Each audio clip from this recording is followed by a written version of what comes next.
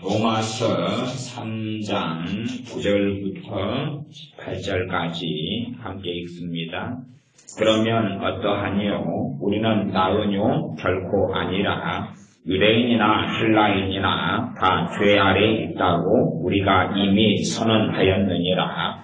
기록한 바 의인은 없나니 하나도 없으며 깨닫는 자도 없고 하나님을 찾는 자도 없고 다 치우쳐 한 가지로 무익하게 되고 선을 행하는 자는 없나니 하나도 없도다. 저희 목구멍은 열린 무덤이요 그 혀로는 속임을 베풀며 그 입술에는 독사의 독이 있고 그 입에는 저주와 악독이 가득하고 그 발은 피 흘리는데 빠른지라.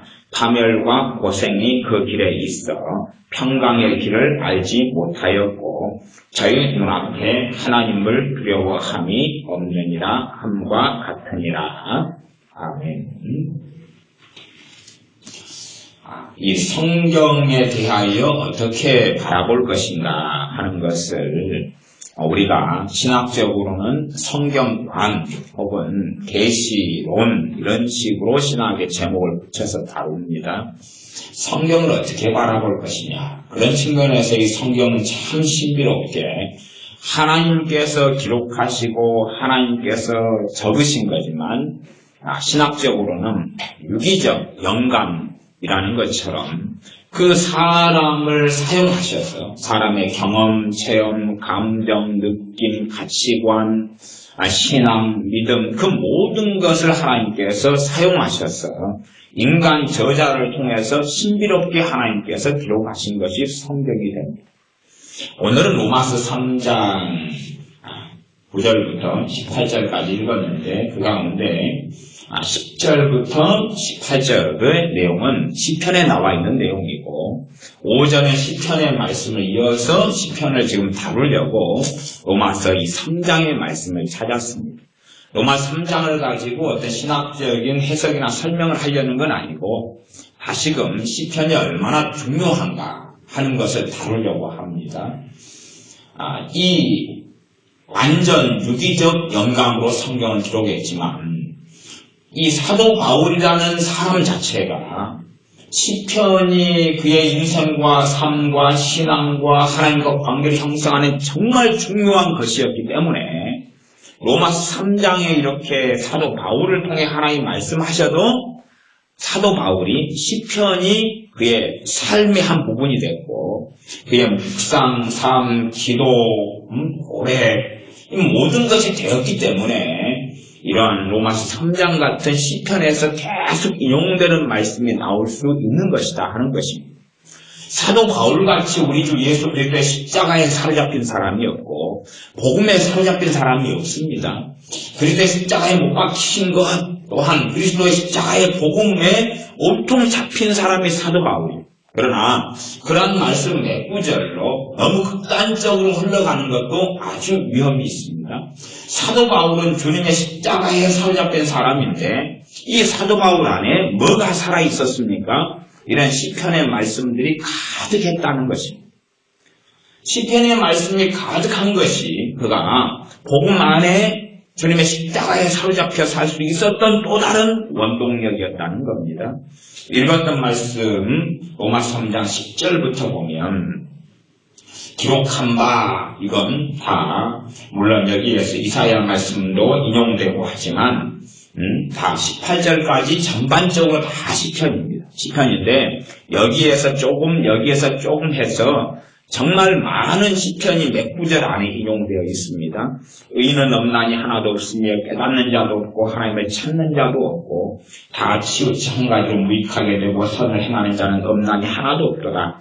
저희 목구멍은 열린 무덤이요 그 혀로는 속임을 베풀며 11절 12절 이런 구절은 시편 14편이나 시편 53편 1절부터 3절까지를 인용한 거예요. 그 다음에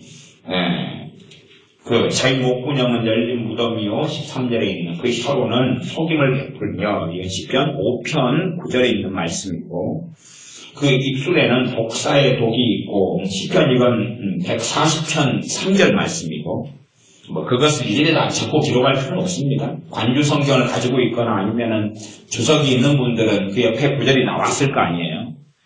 그 다음에 14절, 그 입에는 저주와 악동이 가득하고, 이거 시편 10편 7절이고, 그 18절로 가면 저희 눈앞에 하나님을 두려워함이 없느니라, 시편 36편 1절이고, 그 3장만이 아니라 4장으로 건너뛰어도, 예를 들어 4장 6절 같은데, 이러한 것이 없이 하나님께 의로 여기심을 받는 사람의 행복에 대하여 다윗의 말한 바, 다윗의 말한 바 그럼 어디로 가겠습니까? 시편으로 가지요.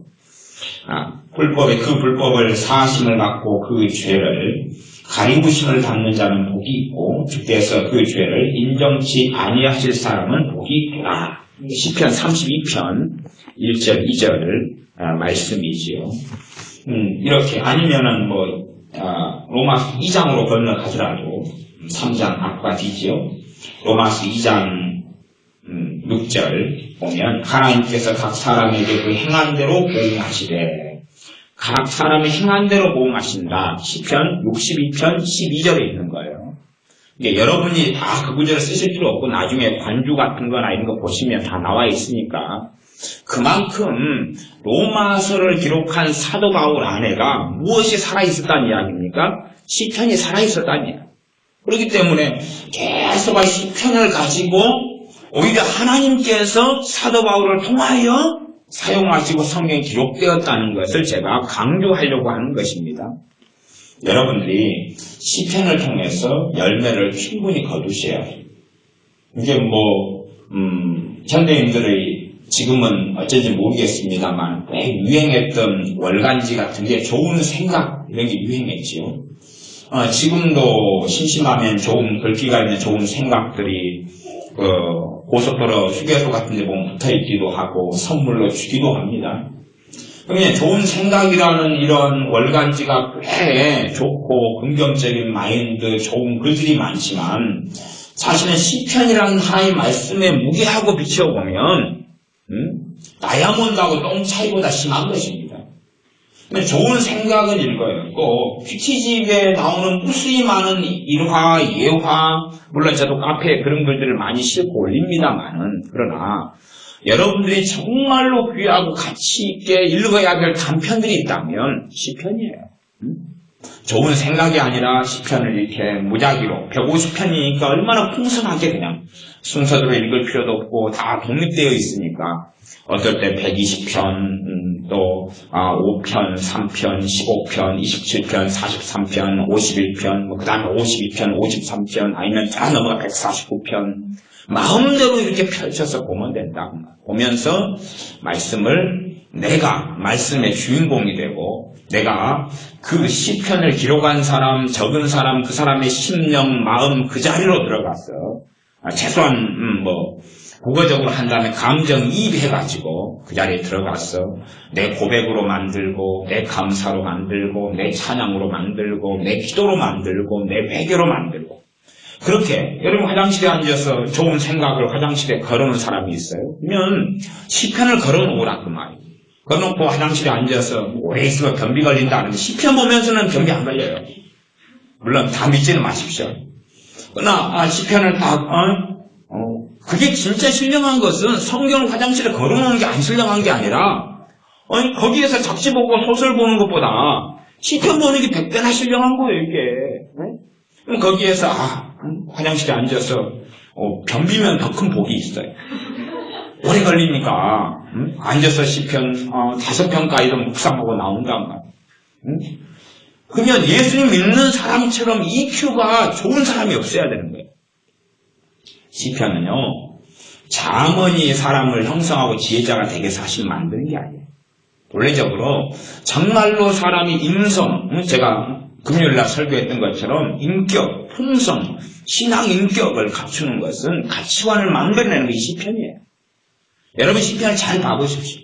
시편에는 정말로 의인과 악인 어떤 자를 하나님이 행악하는 자를 미워하고 의인을 지켜 돌보시고 복을 주시고 또 응답받기 위해서 하나님께 회개하고 나아가고 이 모든 것이 끊임없이 반복되어 나와 있습니다. 어떤 인간상이 돼야 될지, 자녀 교육에 있어서 가장 핵심적인 성경을 꼽는다 그러면 저는 시편을 꼽습니다. 로마서도 아니고 갈라디아서도 아니고 시편을 보면 시편을 보고 시편을 묵상하고 시편을 마음으로 받아들인다 그러면 hum성이 만들어지는 거예요. 사람이 만들어지는 거예요. 시편을 받아들이고 신한다 그러면 이게 사랑이신 하나님께서 나아가서 거룩하시 공의로우신 하나님께서 시편을 통해 얼마나 풍성하게 어떠한 사람이 되어야 하고 어떠한 마음을 가져야 하고 하나님은 어떤 분이시고 하나님의 기도에 응답하시고 나아가서 하나님께서 악인에게 어떻게 하시며 그럼에도 불구하고 어떤 자비하심, 인자하심을 베풀며 은혜를 주시느냐 하는 것이 계속하여 상호 교차해서 나타나 있어요. 어리석은 사람, 죄악 가운데 있는 사람이지만 회개하는 기도가 나오고 용서하시는 게 나오고 악인을 심판하시게 나왔다가 다시 긍휼하시는 증을 베푸시는 게 나왔다가 막 계속하여 신학적으로 뭐라고 말할 수 없는 그러한 모든 주제들이 총망라돼가지고 실제 우리의 삶의 자리까지 내려왔어. 우리가 고백하고 시인하고 노래하고 감사하고 말하고 마음먹고 가치관을 가지고 생각을 하고 어리석은 사람들은 잘못된 공상, 상상을 통해서 그 삶을 걸어가고 그리고 그게 통로가 되어서 마귀가 그 사람을 사로잡고 이끌어갑니다. 그러니까 시편을 통해서 나아가면 상상과 공상과 마음의 생각이 깨끗해져 가기 시작합니다. 왜? 다른 감성, 다른 정서 어디에 우리가 마음을 두고 노래를 부를 줄 알기 때문에 그래요. 이 땅의 문화에 어찌됐든지 간에 트렌드 마크 중에 하나는 노래 춤입니다. 노래와 춤이에요. 노래가 어떤 면에서 이 세상을 지배하는 거예요. 여러분이 홈쇼핑 가게 가거나 아니면 간단하게는 여러분이 밥 먹는 식당에 가도 현대화된 식당은 전부 다 뭘 틀어놓습니까? 노래를 틀어놓죠. 전문적으로는 밥 빨리 먹고 가시오. 그래서 비트가 빠른 곡을 틀어놔요. 급하게 먹으라고. 급하게 빨리 먹고 당신 빠져주시오. 그리고 좀 비싼 식당 같은 경우는 그렇게 합니다. 1시간 반 안에 먹고 나가면 15% 할인. 오래 버티고 있으면 그 다음 손님 못 받으니까. 그래서 어지간한 식당은 1시간 반 안에 빨리, 그것도 여유롭게 시간을 준 거지만 그 안에 먹고 나가면 15% 20% 할인해줘요. 우리한테는 참 컨셉이 맞죠. 더 빨리 먹고 나가려면 노래까지 빠른 걸로 틀어줘요. 그 다음에 쇼핑하러 홈플러스 이마트 롯데마트 같은 데 가면은 음악을 빠른 걸 틀어줘서 그 물건이 당신한테 필요한지 그렇지 않은데 생각을 하지 마시오. 무조건 마음에 끌리거든 사시오. 생각을 하지 마시오. 그리고 음악으로 가치관, 사상, 생각을 조정하고 만들어요.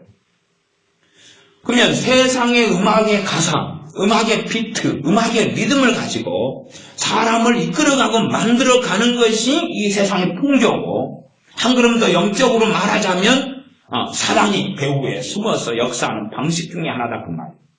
그러면 그 사단이 가지고 있거나 세상의 지혜로운 사람들이 마케팅에서 사용하는 것이 음악인데 여러분이 영화를 보시면 영화 음악 없는 영화가 있어요? 없어요? 없죠? 여러분 연속곡이든지 다 보시면 솔직한 이야기로 음악을 빼버린 이 주인공의 대사라면 아무 느낌이 없어요. 음악 빼고 들어보세요. 음악이 깔아지고 배경음이 깔아지고 그래 하니까 그지 뻘쭘하게 영희야 사랑한다 그리고 포옹하고 있어요. 거기에 앵글을 돌려주고 음악이 막 나오고 뭐 베토벤 뭘 틀어주고 그러니까 와 정말 황홀한 장면이다 그러지. 길바닥 한가운데 서가지고 길 지나가는 사람들이 막 수백 명인데 영희야 사랑한다고 끌어안고 있으면 사람들이 뭐라 그러겠어요? 그 음악 안 깔리면 에이 정신 나간 젊은 애들 같으니라고 무슨 길바닥에서 저게 뭐 하는 짓이야 그러잖아. 음악을 깔아주니까 걔들이 주인공이 되는 거지. 음악을 안 깔아주면은 경찰에 잡혀갈 수도 있는 거예요. 음악을 통해서 드라마를 만들고 음악을 통해서 영화를 만드는 거예요. 그게 굉장히 마케팅이나 세상 지혜는 똑똑하기 때문에. 근데 그 모든 지혜의 원천이 어디에서 오겠어요? 마귀가 가진 지혜라도요. 하나님께서 마귀가 그 전에 타락하기 전에 누구였습니까? 천사였잖아요. 그 지혜의 원천은 하나님이시죠. 그러면 하나님이 그러한 음악을 아시고 가사를 아시고 믿음을 아시고 그게 인간 세계에 얼마나 중요한 걸 알고 나아가서 하나님의 형상을 받은 사람에게 얼마나 중요한 걸 아셔요. 그래서 만들어 온 게 시편이란 말이에요. 정말로 우리 신자들의 형성, 신자들의 감성, 신자들의 리듬, 신자들의 음악을 지배해야 될 것은 시편이에요. 예수님의 사람들이 감성에 살아나야 되고 그래야 감성이 깨끗해져가요. 세상으로부터 더럽혀지고 오염된 것들이 이 시편을 통하여서 정화되고 깨끗게 되고 세상의 가치관이 들어왔던 것이 하나님의 가치관으로 정착하고 만들어지는 거예요. 근데 시편을 가까이 할 때에 우리가 주님의 은혜 속에 더 깊이 들어가는 통로가 되는 것입니다. 여러분이 시간을 내서 정말로 마음을 열린 마음으로 시편을 즐기셔야 돼요. 시편을 즐기셔야 돼요.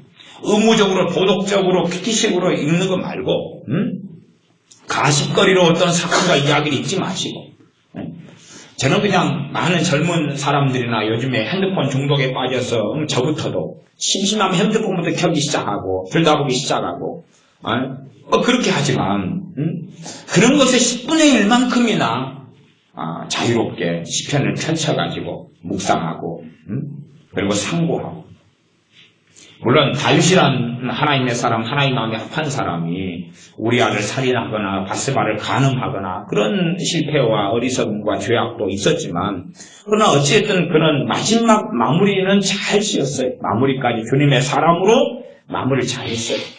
근데 그 사람의 그 비결이 뭐냐고 말이에요. 그 사람의 비결은 그가 지은 무수히 많은 시주의 그 비밀이 있는 거고 비결이 있는 거예요.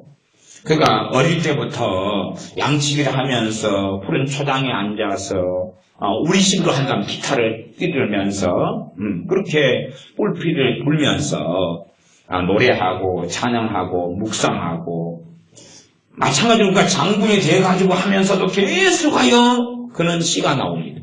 도망자가 되어서 여기저기 도망다니고 헤맬 때도 그에게서 나오는 게 시예요. 그러니까 왕이 되고 대단한 고관대작의 자리에 왕의 자리에 앉아서 온갖 권세를 행사할 때도 그의 입에서 나오는 게 시예요. 그러므로 그는 하나님 앞에 하나님의 성전에서 하루 있는 것이 궁궐에서 첫날보다 낫다고 고백하는 세상에 사로잡히지 않는 거예요. 세상의 사람으로 머무는 게 아니라 가장 많은 부요함들을 가지고 있어도 그의 눈이 하나님께 향할 수 있는 비결이 시편이에요. 그러니 이 시인 다윗을 통하여 하나님께서 우리에게 말씀하시고 노래하시고 계시는 것이 시편이에요. 그러니 우리가 심심풀이 땅콩으로 읽고 묵상해야 된다면 시편이다 그 말이에요. 여러분들 가십거리로 인터넷 기사를 찾고 하는 것보다 더 많이 우리가 즐겨야 될 게 시편이에요. 복음성가도 좋고 찬양도 좋아요. 그런데 정말로 우리가 더 많이 가까이 하고 즐겨야 될 것은 이 150편. 다윗, 이 사도 바울 같은 경우도 내가 로마서로 입증을 했지만 이러한 시편이 그 안에 계속 살아 움직이기 때문에 로마서 3장 같은 이러한 짧은 본문 속에서 많은 시편이 섞여가지고 함께 나오잖아요. 왜냐하면 그 안에 시가 살아 움직였기 때문에 그런 거예요.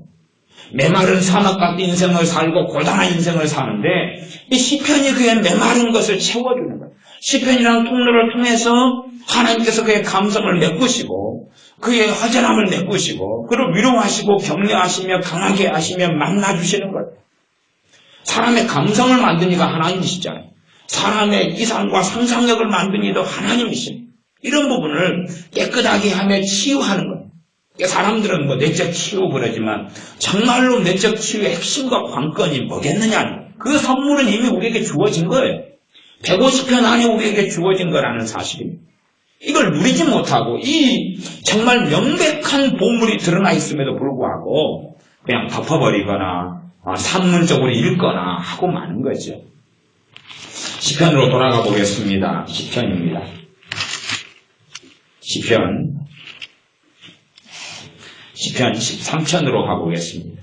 네 편만 우리가 함께 신학적으로나 성경 해석학적으로 제가 오늘은 살펴보지는 않겠습니다. 같이 조금 읽어보겠습니다. 시편 13편입니다. 시편 13편.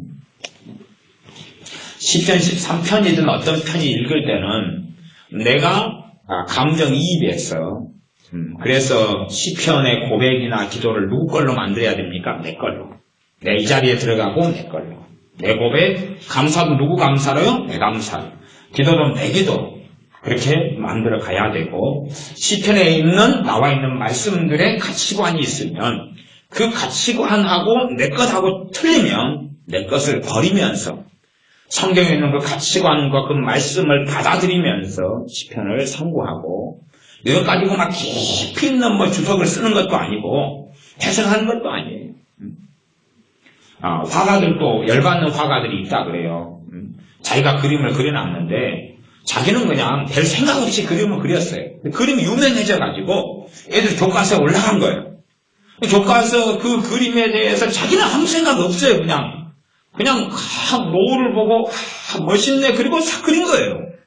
그랬더니 노을빛에 있는 저 주황색 색깔은 작가의 무슨 심상을 이야기하고 그래서 난잡하게 쓴 걸 보고 나는 그냥 한순간에 감동받아서 그냥 그리고 그 다음에 우리 집에 그려놓고 그냥 값이 올라가는데 그걸 보면서 그 장면을 생각하면서 자기 마음이 뿌듯해지고 하는 그런 건데 이걸 갖다가 막 신비적인 해석을 집어넣고 뭘 집어넣는 걸 보고 저 사람들은 왜 저래? 그냥 즐기면 되지.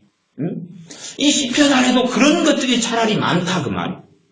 이런저런 논리와 해석과 따지기보다는 시편을 그대로 흡수하고 받아들이고 해야 될 게 많은 거예요. 시편 13편 1절입니다. 여호와여 어느 때까지니까 나를 영영히 잊으시나이까 주의 얼굴을 나에게서 언제까지 숨기시겠나이까. 우리 자신이 기도의 주인공이 되어서 내가 하는 기도, 그렇게 이제 시편이 있으면 기도가 있다면 그렇게 읽어 나가시는 거고 그렇게 고백해 나가시는 겁니다. 시편을 이 기도가 있는 시간, 읽는 시간이 무슨 시간이에요? 기도하는 시간. 큐티하는 시간도 아니고 성경을 묵상하는 시간도 아니고 시편을 읽는 시간이 기도하는 시간. 그렇게 읽고 있다 보면은 여기에서 내 기도가 이제 나와요. 내 기도가 응용되고 적용되어서 내 기도가 나오는 것입니다. 2절 내가 나의 영혼에 경영하고 종일토록 마음에 근심하기를 어느 때까지 하오며 내 원수가 나를 쳐서 자긍하기를 어느 때까지 하리이까. 여호와 내 하나님이여 나를 생각하사 응답하시고 나의 눈을 밝히소서. 두렵건대 내가 사망의 잠을 잘까 하오며 두렵건대 나의 원수가 이르기를 내가 저를 이기었다 할까 하오며 내가 요동될 때에 나의 대적들이 기뻐할까 하나이다. 우리가 가진 일상적인 사랑이라는 감성, 모티브, 생각하고는 이 하나님 말씀 시편이 굉장히 다르지요. 달라요. 차라리 이 말씀을 기준으로 해가지고 우리의 가치관과 생각과 사상을 만들어가는 것입니다. 하나님께 이것이 우리의 고백이 되어서 우리의 기도가 되어서 나가야 됩니다. 13편 5절 나는 오직 주의 인자하심을 의뢰하여 싸우니 내 마음은 주의 구원을 기뻐하리이다. 그러면 우리가 이 근심 있는 상태, 절망이 낙심 있는 상태에서 5절에 내 마음은 주의 구원을 기뻐하리이다. 그러면 뭘로 터닝을 해야 됩니까? 이 말씀에 나와 있는 것을 내 마음은 주의 구원을 기뻐하리이다. 기쁨적으로 터닝을 해야 돼. 쉽게 바꾸는 게 쉽지 않겠지만 우리 자신을 하나님 말씀에 복종을 시켜야 된다고 말이에요. 그렇게 할 때에 하나님께서 우리의 근심과 절망을 다루시고 해결해 가시는 거예요. 그러나 하나님 나는 꼼짝하지 않으면서 말씀 따라가지 않으면서 하나님 내게 근심을 없애주소서 절망을 없애주소서 하면 안 된다고 말이에요. 말씀에 있는 고백하고 내가 다르면 나를 꺾어야 되는 것입니다. 그대로 똑같이 이 사람은 얼마나 마음에 근심하고 13편 2절에 보면 내 마음에 근심하기를 그랬죠. 종일토록 마음에 근심한다 그랬잖아요. 종일토록 근심하는 사람이 구원에 있어서 건져내심에 있어서 도와주심에 있어서 기뻐하는 쪽으로 터닝하는 게 쉽겠어요? 어렵겠어요? 어려울 거 아닙니까? 하루 내내 근심하는데. 그러나 이 말씀을 따라서 터닝을 하도록 말씀을 따라서 하나님 말씀을 굴복하고 믿음 앞에서 내 자신을 낮추고 이 말씀의 고백을 내 것으로 삼도록 계속 터닝해 가야 돼. 그럴 때에 이 말씀을 통하여 내가 변화돼 가는 것이고 내가 달라져 가는 것입니다. 그러지 보통 사람이 했던 대로 종일토록 내가 마음에 근심합니다. 하나님 도와주세요. 끝.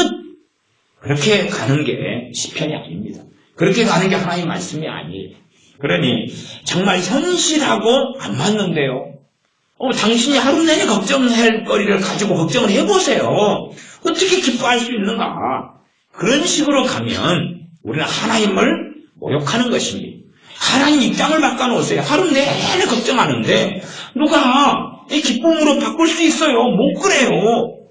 그게 아니라 못 그래요가 아니라 해야 되는 것입니다. 전문용어로 이야기하면 군대식으로 하면 전문용어입니다. 가라면 까. 그런 거죠.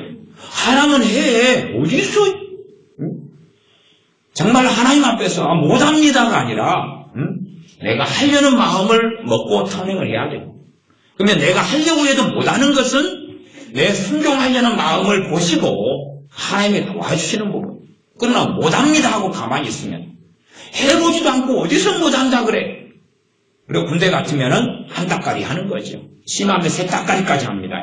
세 따까리까지 하면 세 군데가 따까리가 져서 피를 많이 흘리겠죠. 하나님 말씀 앞에 나를 터닝하고 바꾸는 거예요. 이 짧은 시편 안에 나를 바꾸려는 이 하나님 말씀에 아멘 한다면 내 자신을 교정하는 것이 일어날 수밖에 없는 거예요. 물론 시편을 한 번 고백하고 두 번 한다 해서 그런 일이 벌어진다는 그런 영적인 일확천금이나 순식간의 변화는 결코 이야기하지 않습니다.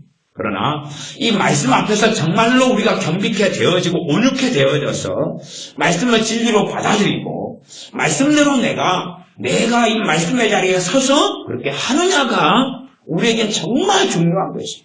그것이 우리를 하나님의 사람으로 예수님을 닮은 사람으로 만들어 갑니다. 5편 상반절에는 5절 상반절에는 나는 오직 주의 인자하심을 의뢰하였사오니. 그러면 주님의 인자하심은 자비하심입니다. 자비하심의 다른 말은 노숙자가 한 편 주십시오 이렇게 지나가는 사람한테 할 때에 지나가는 사람이 불쌍하게 보여서 짠하네 참 안 됐습니다. 명절제가 다가오는데 또 지난번에도 노숙자가 한 분 오셨어. 평상시에 이렇게 오시는 분이 오셨어요. 그래서 이제 한 며칠 됐는데 달라 그래서 이제 라면 챙기고 쌀 담고 보통 때는 이제 10,000원만 드리거든요. 그래서 10,000원에 쌀 검은 봉투리 혼자 사시니까 이렇게 잔뜩 담고 쌀 라면 그 6봉다리짜리 5+1 해가지고 물론 우리는 재고 싼 라면을 먹기 때문에 싼 라면이죠. 6개 2,650원 뭐 이런 거 그런 거 있어요. 진라면이라고. 그러니까 그걸 줬더니 그분이 한테 뭐라고 말씀하시냐 그러면 목사님 명절이잖아요. 더 주세요. 명절이라고 돈을 10,000원보다 더 달라고 그러셨어요. 그래서 몇만 원을 더 드렸어요. 명절이라고 그러는데.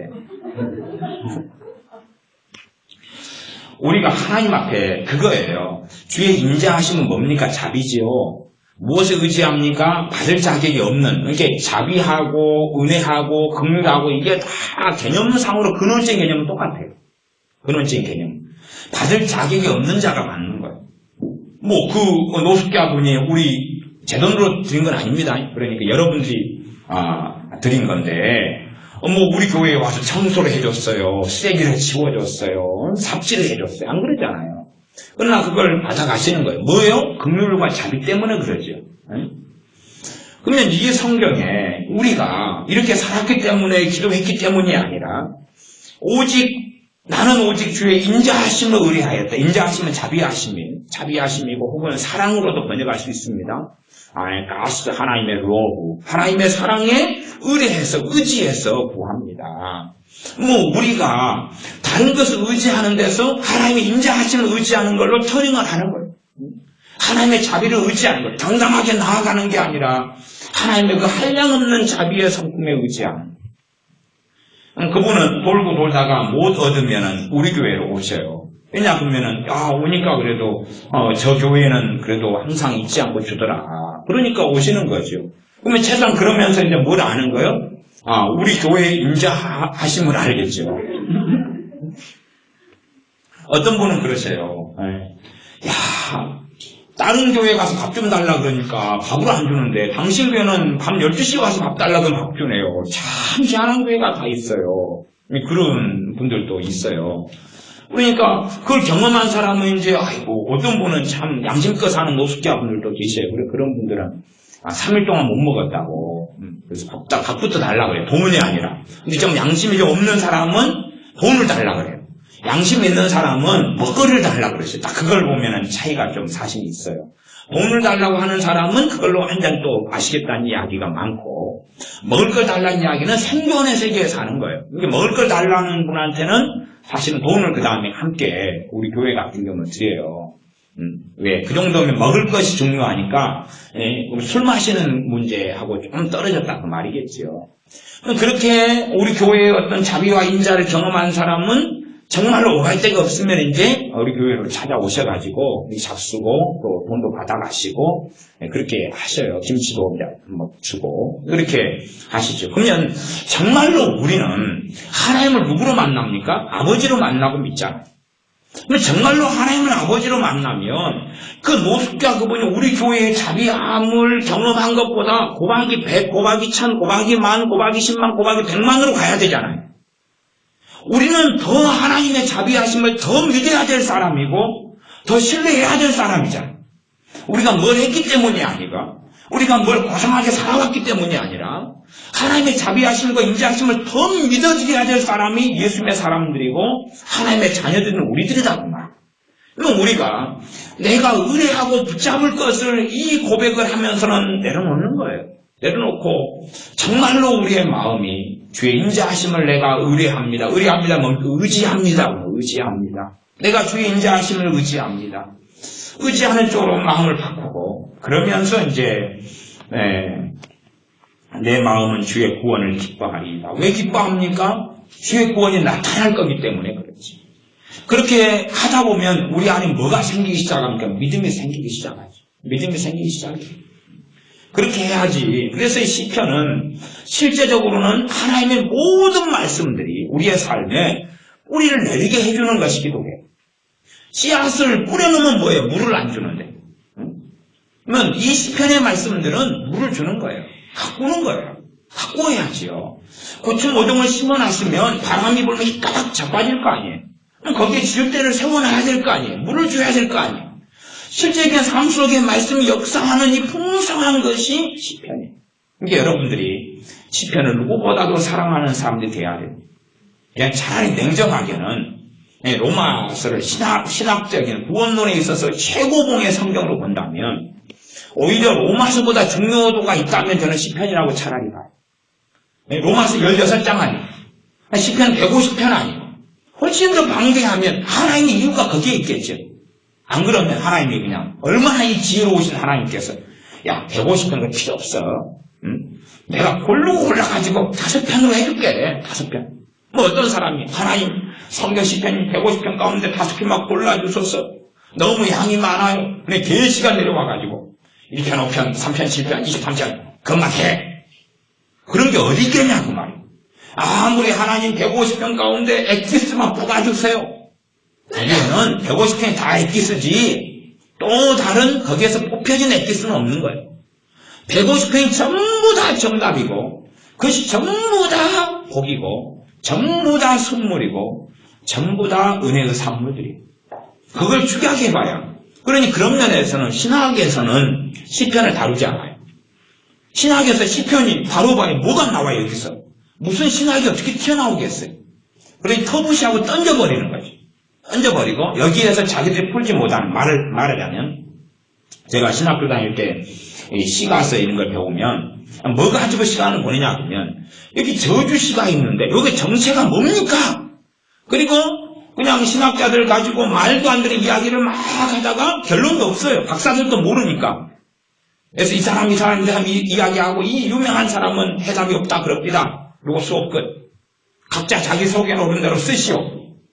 그리고 이제 그럴듯하면 점수 좀 주고 안 그럴듯하면 점수를 낮고 가르치는 교수님도 자기도 모르고 그러는 거예요. 그리고 정말로 시편을 통하여 얻어야 될 것은 서로 간에 잘 몰라. 니도 몰라, 나도 몰라, 통 몰라, 영 몰라, 왕창 몰라. 우리는 이걸 신학적으로 해석하는 사람들이 아니라 시편의 말씀을 먹는 사람이 돼야 됩니다. 라면을 갖다 놓고 배고픈데 구경만 하고 거기에 라면에 들어간 성분이 뭐고 그걸 튀겼는데 어째고 라면의 역사적인 전통과 과정이 어찌 되고 라면을 맨 처음에 일본 사람이 만들었거든요. 근데 일본 사람보다도 라면은 중국의 것이에요. 중국에서 라면이 먼저 있었는데 라면 역사를 공부하면 그래요. 중국에서 있었는데 일본 사람이 이 제중 교포예요. 하고 일본 사람인데 중국에서 태어나고 살았어요. 그래서 보니까 그때 중국의 라면은 이렇게 손으로 직접 만든 수제 라면이에요. 수제 라면 해가지고 라면을 생면발도 있고 튀긴 것도 있고. 그래서 이것을 일본 사람이 이제 자기 일본으로 돌아가면서 아직을 생산화를 시켜야 돼요. 공장을 만들어가지고 대량 생산해야 되겠다. 그리고 일본에서 공장을 만들고 대량 생산한 것이 그건 일본이 제일 먼저예요. 그러면 세계화를 시키고 이제 우리나라 깨어있는 사장님들이 일본의 그 라면 공장 이 회장님한테 우리도 공장 세워주세요. 우리도 당신 거 수입하고 당신 거 만들 수 있게 해주세요. 그래가지고 우리나라 라면 공장이 생기기 시작했어서 잘 모르는 사람들이 일본이 원조인지 아는데 일본이 원조는 맞는데 중국에서 그 사람이 살면서 그 중국의 문화, 라면 문화를 경험하면서 이제 그것을 이 대량 생산 공장화로 만들어 온 거죠. 라면의 역사를 공부한다 해서 라면의 어떤 조리법을 배우는 문제가 아니라 구경하고 연구하는 문제가 아니라 라면은 뭐 해야 됩니까? 삶아 먹는 데 의의가 있는 거예요. 삶아 먹는 데 의의가 있지 뭐 구경해가지고 과거에 그 자린고비처럼 조기를 천장에 매달아놔서 구경한다 해서 어쩌겠어요 그거. 정말 뭐 너무 쳐다보지 말아라 아들아. 너무 많이 쳐다보면 네 짭다. 고기만 어떻게 먹냐. 적당히 쳐다보고 또 밥 먹고 쳐다보고 밥 먹고 그래야지. 내내 쳐다보고 침 흘리고 있으면 너무 배가 불러져. 고기만 먹으면 안 돼. 뭐 그런 동화책 이야기가 아니잖아요. 시편의 말씀은 내가 누리고 가지고 사는 거지. 연구하고 조사할 문제가 사실은 아니라 그런 말이에요. 그러니 우리가 이렇게 저렇게 표현이 안 되더라도 이 시편의 말씀을 가지고 자연스럽게 편하게 먹고 묵상하고 즐기고 그러면 그런 것을 여러분이 조금 이렇게 해나가시면 참 얼마나 복된지를 경험하실 거예요. 얼마나 복된지. 그러니 어떤 사람도 주님 앞에 설 때 변명 못해요. 맨날 성경 읽어도 은혜가 안 됩니다. 접근 방법이 다르거나 성경을 잘 못 봤기 때문에 그래요. 시편을 편안하게 우리가 어떤 입장에서 그냥 뉴스거리 보는 것처럼 편안하게 잡지에 기사 보는 것처럼 편안하게 좋아서 보는 거죠. 공부도 정말로 즐기면서 공부하는 아이하고 그 다음에 그냥 하기 싫은데 마지못해서 막 10시간 20시간 하는 아이하고 결과적으로 따져보면 즐기면서 하는 아이 몇 시간짜리가 훨씬 더 실력이 좋은 거예요. 훨씬 더. 시편을 연구하기 위해서 읽기 싫은데 이걸 안 읽으면 나중에 하나님께서 떼찌할 거야, 혼낼 거야, 봐야지 의무감에 사로잡힌 사람이 아니라 이 시편의 말씀을 많이나 적게나 상관없고 정말로 즐기면서 말씀을 먹는 사람, 즐기면서 말씀을 누리는 사람이 이 안에 담겨져 있는 하나님의 복과 은혜를 누리게 되는 것입니다. 우리는 이 말씀의 이 선물들을 여러분이 누리셔야 해요. 명절 때가 다가오니까 여기저기서 그래도 뭐 사과 박스가 들어오고 선물이 들어오잖아요. 뭐 그건 누리는 거죠. 누리는 거. 사과 박스가 한 박스도 두 박스 들어오니까 귀찮아 죽겠네.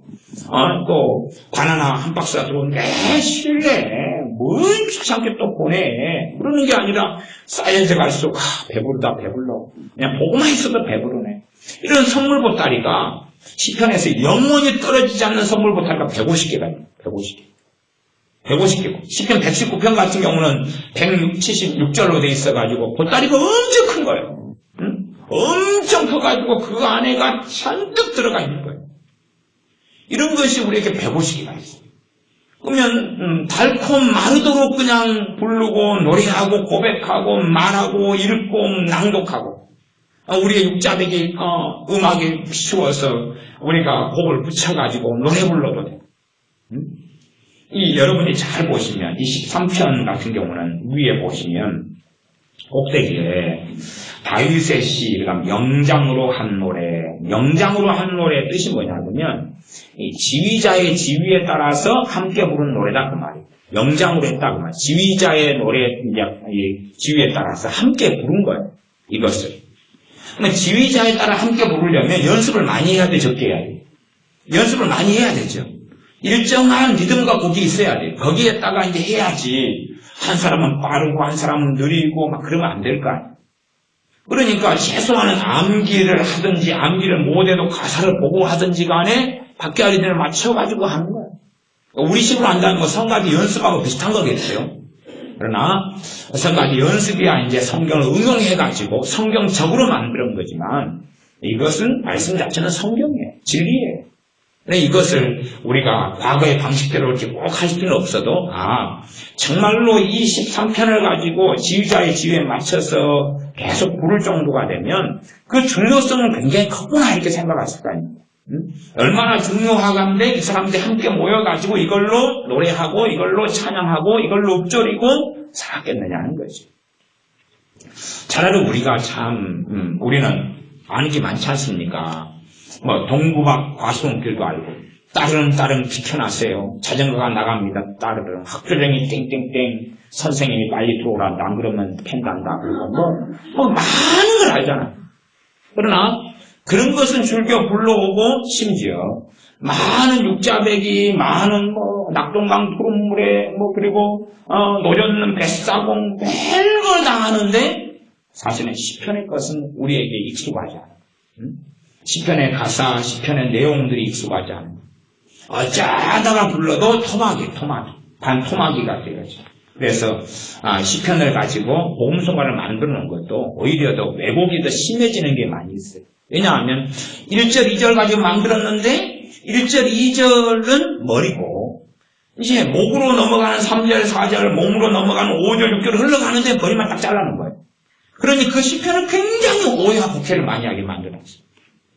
전체를 다 먹어야 돼요. 생선이야 자기가 먹고 싶은 부분 잘라서 먹으면 되지만 하나의 말씀은 그런 게 아니라 하나가 통이에요. 그냥 하나가 통이에요. 그래서 1절, 2절만 갖다가 쓰면 안 되는 거고 한 편이면 전체를 다 갖다 써요. 전체를 다 갖다가 읽고 처음부터 끝까지 읽고 묵상하지. 강해 설교식으로 한 절, 두 절만 갖다 쓰면 안 된다는 말이에요. 시편은 그 편 자체가 한 덩어리, 편 자체가. 먹으려면 먹고 안 먹으려면 안 먹고 그러는 거지. 거기서 한 절, 두 절 끄집어내는 문제는 사실은 아닌 거예요. 물론 아까 로마서처럼 하나님께서 원저자이신 하나님께서 사용하셔서 그렇게 부분 특별한 의미를 가지고 갖다가 놓은 부분이 있습니다만 우리가 이 시편을 사용할 때는 전체적으로 이렇게 사용하시면서 마음을 열고 사용하셔야 됩니다. 13편 6절입니다. 내가 여호와를 찬송하리니 이는 나를 후대하심이로다. 이러한 것이 자기의 이 다윗이라면 다윗의 인생 아니면 어느 때 어느 과정 어느 계절 어느 년 어느 해에 벌어진 일 벌어진 사건들을 가지고 지금 이야기한 거죠. 이걸 아마 축약해서 했을 수도 있고 한 자리에서 했을 수도 있어요. 그러나 기본적으로 내용상 보면 나의 영혼에 종일토록 근심하고 있다. 그런 것이 13편 2절이고 13편 6절로 가버리면 내가 여호와를 찬송하리 이는 나를 후대하심이로다. 이제 근심되는 상황 속에서 자기는 근심을 보고 있어요? 아니면 하나님이 나를 후대한다는 이야기는 나를 잘 대접하고 하나님께서 잘 나를 해준다. 그 말이거든요. 하나님이 나를 잘 돌봐주고 복을 주고 은혜를 주고 붙잡아주는 것에 이 사람은 눈이 맞춰져 있는 거예요. 이게 시편을 이렇게 하다 보면 우리의 눈을 근심이나 염려나 절망에서 어디로 눈을 맞추는 거예요? 하나님의 자비하심, 앞에는 하나님 임재하심이었죠? 하나님의 그 다음에 구원, 하나님의 의지하심, 하도함, 하나님을 기뻐하는 것, 그리고 여기는 하나님을 찬양하는 것, 그리고 하나님께서 나를 후대하신다는 것에 우리의 눈과 초점이 맞춰지는 것. 그러니까 성경에 있는 거 우리의 삶 가운데 많은 사람이 경험하는 환난, 고통, 눈물, 서러움, 절망 가운데서 시편을 하다 보면 눈이 누구로 맞춰지는 겁니까? 하나님께 맞춰져. 하나님께 맞춰져. 내가 여호와를 찬송하리니 그렇게 고백하면서 뭐 해야 됩니까? 하나님을 찬송하는 쪽으로 내 마음을 바꿔야 돼. 찬송한다는 게 공송간에 찬송을 부른다는 게 아니라 내 마음 안에서 하나님을 찬양합니다. 하나님을 경배합니다. 하나님의 경배를 찬양을 받으셔야 마땅합니다. 하나님의 높임을 받으셔야 합니다. 그 마음이 있다는 이야기. 참 우리는 좀 누구든지 좀 극단적이 되거나 이상하게 될 염려는 많이 가지고 있습니다. 예수 믿는 집사님들이나 신앙생활이 참 힘들게 사신 분들을 제가 종종 만나면 영적으로 침체되어 있고 주님의 은혜가 없고 성령의 도우심이 없고 이런 분들을 만나면 공통점이 하나가 있어요. 공통점은 뭐냐 그러면 용서의 문제를 못 넘어가시는 거예요. 용서의 문제를 못 넘어가시는 거예요. 용서의 문제는 첫째 용서의 문제는 당연하게 내게 잘못한 사람들에 대해 용서해요. 내게 잘못한 사람들에 대해 용서. 그러면 이제 그분이 신앙생활 20년 하셨다고 20년 동안에 주기도문은 한 번 했겠어요? 두 번 했겠어요? 10번 했겠어요? 100번은 넘겠죠. 심지어는 주기도문을 1000번도 넘을 거예요. 일주일에 예배 끝난 다음에 그래도 한 번씩은 할 거니까. 또 구역예배 가면 또 한 번 할 거고. 또 성경 그 부분 읽다 보면 어쨌든 읽으면서 또 한두 번 할 거고. 심지어 주기도문을 주술처럼 사용해가지고 스톱워치가 있어요. 주기도문 스톱워치. 하고 1000번짜리 스톱워치가 있어요. 저도 선물 몇 사람한테 해줬습니다. 신기한 5,000짜리 신기하게. 주기도문 하고 스톱을 한 번 누르면 한 번, 주기도문 또 하면 두 번 가고 999 해가지고 한 번 누르면 또 1 그렇게 올라가고 0 그렇게 갑니다. 000 다시 시작. 주기도문 스톱워치도 나와 있어요. 요즘은 잘 안 팔릴 것 같아요 아마. 그럼 주기도문 안에가 뭐가 있습니까? 우리가 우리에게 죄 지은 자를 용서하오니 우리의 죄를 용서해 주옵소서라는 용서의 기도가 들어가 있어요. 근데 그 주기도문을 하면서도 용서를 안 해요. 이게 말하자면 주기도문을 주문으로 외웠지 거기에서 주기도문을 가지고 정말 내 고백으로 만들어가는 그런 삶의 길을 걷지 않았다는 이야기입니다. 용서는 당연히 아플수록 힘들수록 또 학대를 많이 받았을수록 어려운 건 알아요 우리가 다. 그러나 주기도문을 외우면서 용서의 쪽으로 터닝을 해야 되는 거예요. 터닝을 하고 마음을 바꾸면 하나님께서 다른 부분들은 도와주신다는 말이에요. 다시 마음을 용서가 안 되는데 다시 바꾸고 그때 우리에게 죄 지은 자를 용서하시는 그 용서는 주님의 십자가 용서가 먼저 있기 때문인 것을 사실 상고하고 다시 용서를 바꾸고 그럴 때에 하나님의 도우심이 있어가지고 용서의 길을 걸어갈 수 있는데 신앙생활을 20년 30년 했고 주기도문은 뭐 그냥 수백 번 수천 번을 했는데도 불구하고 주기도문 하면서 자기 용서를 못하는 걸 비춰보질 않는 거예요. 비춰보질 않아요. 과거에 저희 동네 유명한 할머니 한 분이 오셨는데 그 할머니가 섬에 사시는 할머니. 섬에서 할머니 사시다가 이제 너무 몸이 아파서 기도받으러 오셨어요. 그래서 오셔서 몸에 건강기도 하기 전에 보니까 용서 못하는 문제 때문에 사시는 거예요.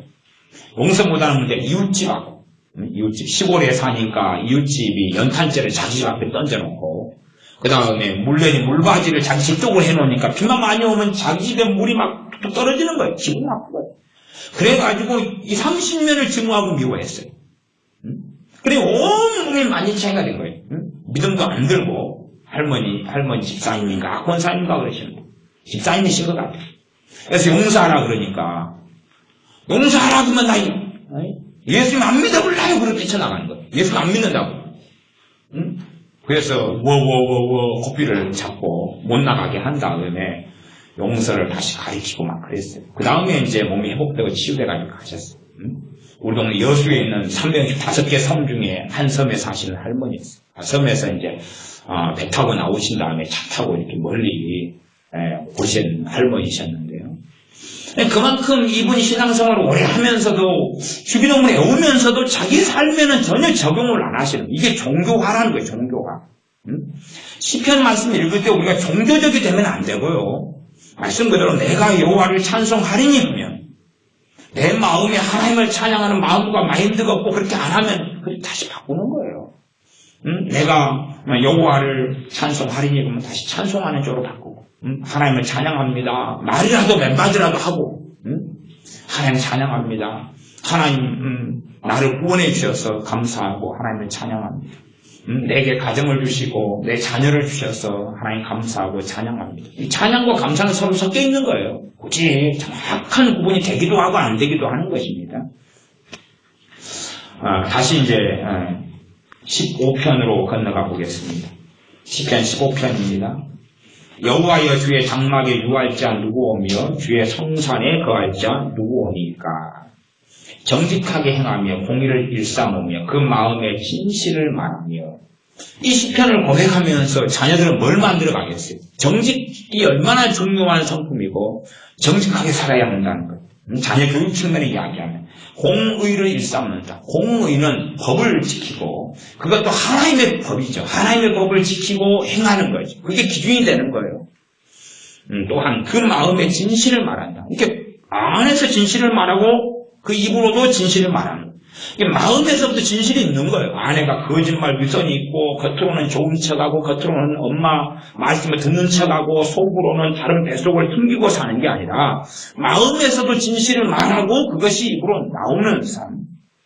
3절 그 혀로 참소치 아니하고 참소는 남을 고발하고 고자질하고 이간질하고 공격하고 이런 게 아니다 그 말이죠. 친구하고 만나서 또 다른 친구를 공격하고 말하고 이런 게 아니라는 이야기입니다.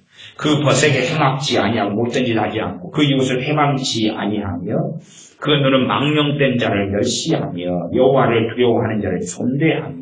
망령된 자를 멸시한다. 망령되다는 거 우리가 압니다. 여호와 이름을 망령되 일컫지 말라. 모독하지 말라 그런 거죠. 모욕하지 말고. 그 너는 이 망령된 자, 그럼 첫째는 하나님에 대하여 망령된 그런 사람을 멸시한다는 겁니다. 멸시한다는 건 참 좋은 말이 아니죠. 그런데 정말 하나님의 사람들은 하나님을 싫어하고 하나님을 정말로 하나님의 얼굴에 이름에 더럽힘을 입는 사람들을 멀리하는 거예요. 최소한은. 그것이 맞는 거예요. 옳은 거예요. 여호와를 두려워하는 자를 존대하며 하나님을 사랑하고 하나님을 섬기고 이런 사람을 사랑하고 가까이하고 존경하고 이렇게 하는 삶이지. 여호와 그 마음에 서운한 것은 해로울지라도 변치 아니하며. 해석적인 것은 참 이걸 서운한 거 지켜야 되느냐 말아야 되느냐 이런 문제까지 우리가 고민하고 나가기보다는 그만큼 우리가 하나님 앞에서 산다는 이야기. 서운한 것은 해로울지라도 변치 않고 지킨다. 그러니까 서원을 못 지켰는데 어떻게 할까요? 그런 문제를 이야기하는 게 아니에요. 사실상은. 그만큼 하나님 앞에서 말하고 한 것을 지킬 마음과 자세와 태도 이것을 갖춰가는 거죠. 그런 풍성, 그런 인격, 그런 믿음, 그런 헌신, 그런 희생을 고백하고 기도하면서 갖춰가는 것입니다. 5절 별리로 대금치 아니하며 뇌물을 받고 무지한 자를 해치 아니하는 자니 이런 일을 행하는 자는 영영이 요동치 아니하리라. 이 기도의 내용이죠. 15편 1절부터 5절까지가 기도예요. 이런 기도를 알면서 이 기도에 맞는 내 마음을 갖춰가고 태도를 갖춰가고 가치관을 갖춰가는 거지. 그렇게 이제 내 마음을 터닝할 때에 하나님이 우리를 기뻐하시며 하나님께서 우리에게 복을 주시는 건 당연한 거죠. 하나님 관계가 올바르게 되는 거예요. 내가 기도가 잘 안 된다는 이야기는 단순하게 이야기하면 하나님 편에 문제가 있는 게 아니라 내 편에가 문제가 있는 거예요. 내 편에가. 이런 부분에서 우리가 이렇게 고백하면서 내 마음을 바꿔가고 사실은 이런 내용 가운데 우리가 완전하게 자유로운 사람은 아무도 없다는 사실. 공의를 일삼는다. 공의를 행하고 산다. 그러면 우리가 하나님의 말씀대로 하나님 뜻대로 살아가는 의로운 삶을 하는 부분도 있겠지만 못하는 부분도 많을 거 아니에요. 그러나 하겠습니다 하고 하나님께 다짐하는 거고 각오하는 거고 내 마음을 바꾸는 거고 힘들고 어려워도 그렇게 고백하며 나아가는 것이 하나님께 내 진심을 보이고 하나님께서 원하시는 걸로 내 마음을 바꾸는 고백이고 믿음이고. 그래서 이 시편을 보면 굉장히 다양해요. 다양한 내용들이 아주 많습니다.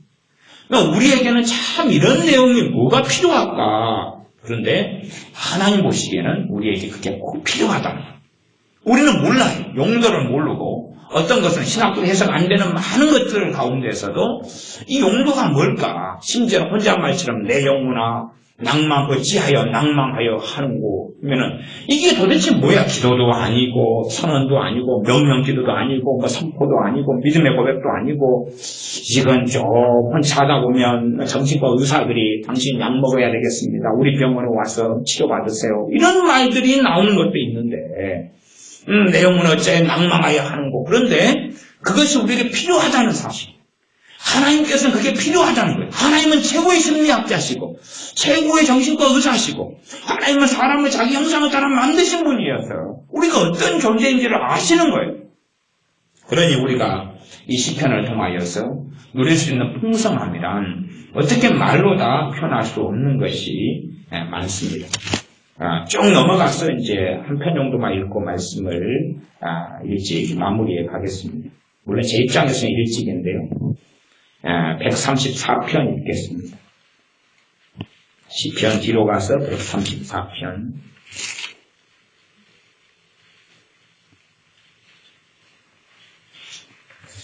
시편 134편. 제가 옛날에 가장 사랑했던 성경 중에 하나입니다.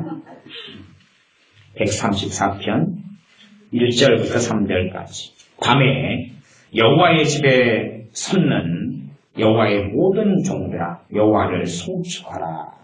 성소를 향하여 너희 손을 들고 여호와를 송축하라. 천지를 지으신 여호와께서 시온에서 내게 복을 주실지어다.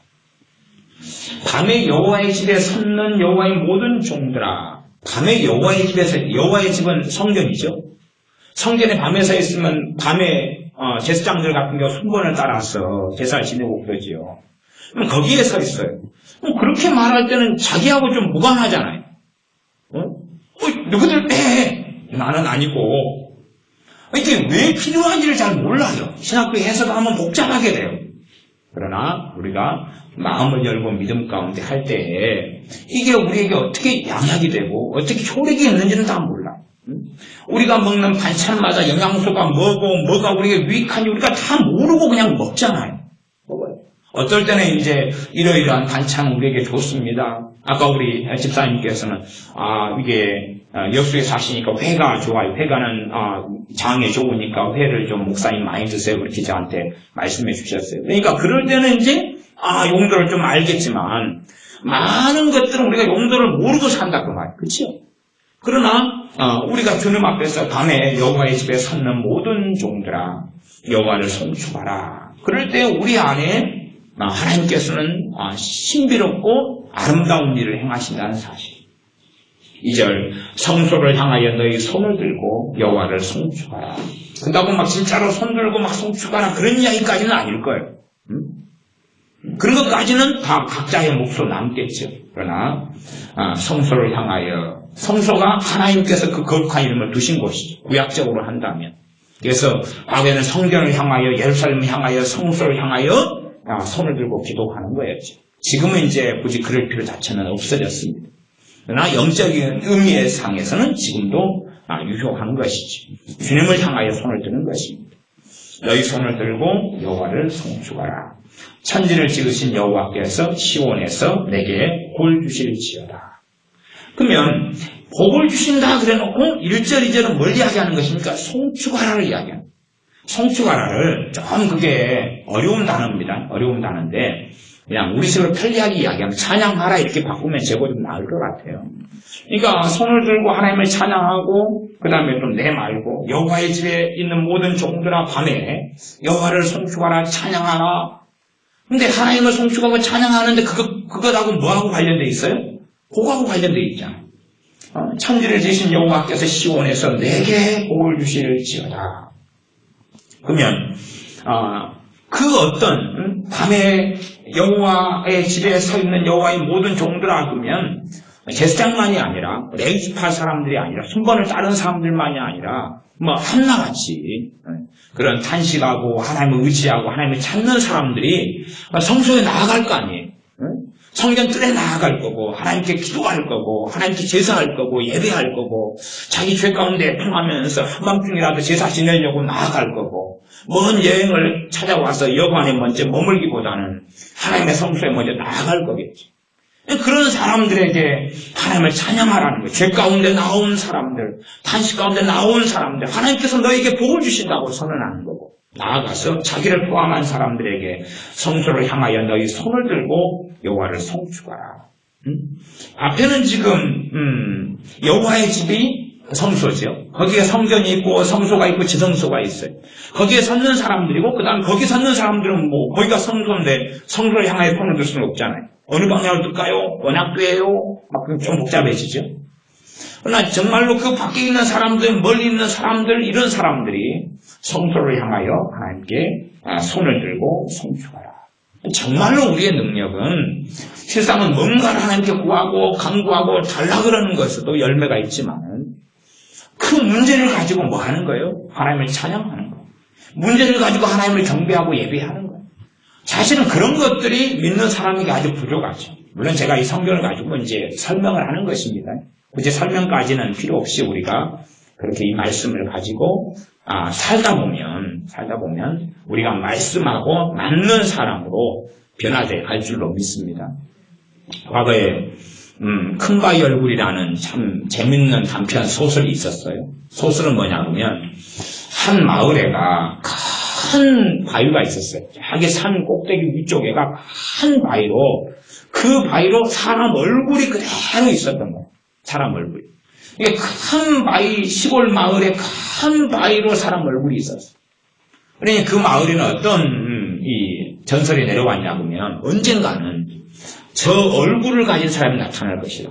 저 얼굴을 가지고 나타나가지고 우리 마을에 평화를 가져오고 우리 마을에 행복을 가져오고 저 위대한 사람이 나타날 것이다. 그래서 마을 사람들은 누구를 기다려요? 저 얼굴을 가진 사람을 기다려요. 저 얼굴을 가진 사람.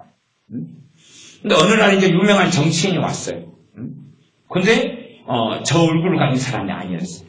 물론 그 사람이 제 내용은 다 기억하지 못합니다. 근데 제가 또 다른 소설을 좀 첨가하면 물론 뭐 번역이나 또 해석은 또 다른 소설이죠.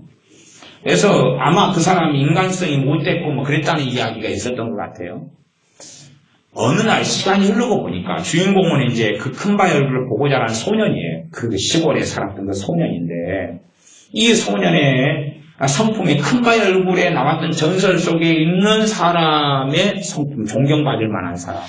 또 얼굴이 그 사람하고 똑같아지는 거예요. 큰 바위에 있는 정말로 기다렸던 소위 말하면 그냥 성인, 그 마을의 번영을 가져올 그 사람 얼굴하고 그 사람을 기다리면서 오랜 세월 큰 바위 얼굴을 보면서 저렇게 존경할 만한 사람, 방탄할 만한 사람, 자랑할 만한 사람, 사랑받을 만한 사람, 사랑주는 사람, 이런 사람 나타나기를 고대하고 그 사람 큰 바위 얼굴이라는 인간상을 원하고 기대했는데 이걸 때로 기다리고 있던 어떤 소년이 장성하고 노년이 됐는데 그가 그 마을에 가져온 번영이나 그 마을에 가져온 복이나 축복이나 그 사람들에게 보여주는 존경할 만한 인간상이나 이것이 결국은 똑같이 했다는 이야기거든요. 정말로 예수님의 사람들은 주님 바라보고 살잖아요. 근데 주님 바라보고 사는데 알맹이가 필요한 거예요. 알맹이가. 그러면 이 시편에 있는 것을 통하여서 지내다 보면 예수님의 사람으로 실제로 변화돼 간다는 사실. 하나님께서 원하시는 하나님의 자녀다운 삶으로 변화돼 간다. 하나님께서는 변화의 원천이 되는 말씀을 안 주고 너희는 알아서 변화돼. 아니면 성경 자체를 법조항으로 만들어 놓고 1번 신분은 똑바로 할 것, 안 하면 한 따까리. 2번 겸손할 것, 안 하면 2따까리. 그리고 명령만 내려놓고 끝내는 것이 하나님 말씀이 아니라는 사실. 하나님 말씀을 노래로 만들어 놓고 시로 만들어 놓고 그리고 이걸 말씀을 즐겨하도록 만들어 놓은 거예요. 참 얼마나 감사하고 좋아요. 제가 고등학교 옛날 그 고대 문헌 중에서 여러분도 다 아실 거예요 아마. 뭐 얄리얄리얄라 성 얄라리얄라 이런 거 있잖아요. 아시죠? 예. 이제 고등학교까지 나오신 분만 아시는 거예요. 예. 근데 그런 것을 우리식으로 하면 초등학교랑 학교정이 땡땡땡이에요. 그렇게 해서 노래를 막 부르니까 이걸 다 기억하고 있는 거예요. 조금이라도 일부라도 남죠. 그런데 그렇게 하나님께서 해놓으신 것이 시편이라는 말이에요. 노래로도 만들어 부를 수도 있고 시로도 만들어 할 수도 있고 산문식으로 읽을 수도 있고 고백할 수도 있고 말할 수도 있고. 그러니 정말로 예수님의 사람들이 가까이 해야 되는 것이 이겁니다. 옛날 분들이 육자배기 가까이에서 맨날 청산이 육자배기는 아니지, 시조인데, 뭐 청산이, 그리고 막 부르는 이런 노인분들은 최소한은 이 마음이 평안한 걸 봐요. 이렇게 노래 부르는 사람은 자기 마누라는 고생해서 죽는데 자기는 좋아요. 할아버지가. 자기는 막걸리 한잔 마시고, 자기 마누라는 들에 일하러 나갔는데, 자기는 한잔 마시고, 청산이, 오르르, 이것보다 1000배, 1000배 좋은 것이 이 시편이라는 사실이에요. 그러니 우리가 시편에서 얼마나 많은 것을 누려야 될지, 얼마나 많은 고백, 얼마나 많은 노래, 얼마나 많은 찬양, 얼마나 많은 시. 그래서 우리가 다 예수님의 사람들은 시편의 사람이 돼야 되고, 시인이 돼야 됩니다. 시편의 말씀을 통하여 풍성한 것을 여러분이 가까이에서 누리시기를 바랍니다. 마음을 열고 좀 머리 사람 기다리다가 시간이 막 남으면 뭘 보셔야 돼? 시편. 시간이 남으시면 긴 거 못 보잖아요. 우리가 인터넷 웹서핑 좋아하는 것은 뭡니까? 짧게 그냥 얼른 보겠다는 이야기 아닙니까? 그게 시편이라니까. 괜히 맞춰보면 그 짧은 시간에 시작하다 보면은 복잡해지는 거예요. 앞뒤 문맥도 있고 앞뒤 장이 연결도 있고, 근데 시편은 단절됐어요. 원래가 성경은요 전체적으로 장절이 없는 거예요. 갈라디아서 장절이 없어요. 사람 편지상 장절을 만들어 놓은 거예요. 근데 시편은 본래부터 나눠져 있는 거예요. 본래부터. 그러니까 나눠져 있는 유일한 거다. 시편이라고 말할 수 있어요. 그러니 하나님께서 딱 나눠놨어요. 지금 현대 시대로 한 1% 같이 나눠놨어요. 그래서 요거 이렇게 요거. 오죽하면 또 너 바쁘지? 예, 시간 얼마나 있어? 예, 25초 있는데요. 그래. 3절짜리 그거 읽어. 깔끔하게 다 볼 수 있어. 그렇게 해서 그 시간을 즐기고 평안을 누리고 은혜 안에 거하는 것들을 풍성하게 만들었어요. 시간 있어? 예. 얼마나 있어? 30분 있는데요.